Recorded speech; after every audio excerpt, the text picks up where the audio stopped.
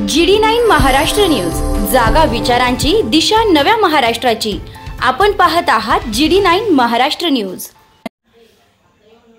येवला शहरातील बहुचर्चित असलेली पतसंस्था जनता नागरी सहकारी पतसंस्था मर्यादित संस्थांचा संस्थापक चेअरमन दौलतराव शंकरराव ठाकरे याला स्थानिक गुन्हे शाखेच्या पथकाने पालघर येथून ताब्यात घेतले।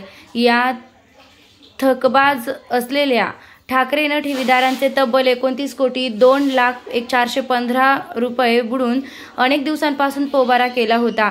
दरम्यान ठाकरेला ताब्यात घेतल्यामुळे अनेक ठेवीदारांना त्याच्या ठेवी परत मिळण्याचा विश्वास निर्माण झाला असून या प्रकरणात आणखी कोण समाविष्ट आहे याचा तपास स्थानिक गुन्हे शाखा करत आहेत। येवला शहर पोलिसात एकूण 5 गुन्हे दाखल असून या कामगिरीसाठी नाशिकचे दबंग पोलीस अधीक्षक बाळासाहेब पाटील, अप्पर पोलीस अधीक्षक आदित्य मिरखेलकर, अप्पर पोलीस अधीक्षक तकबीर सिंग सिंधू, उपाधीक्षक आर्थिक गुन्हे शाखा एम करंदीकर, पोलीस निरीक्षक राजू सुर्वे, पोलीस अंमलदार प्रवीण मसुळे, कैलास काकड, मोहन पवार, तांत्रिक विश्लेषक हेमंत गिलबिले, प्रदीप बहिरम आदींच्या पथकाने ही कारवाई केली आहे। GD9 न्यूज महाराष्ट्रासाठी गजानन देशमुख, येवला।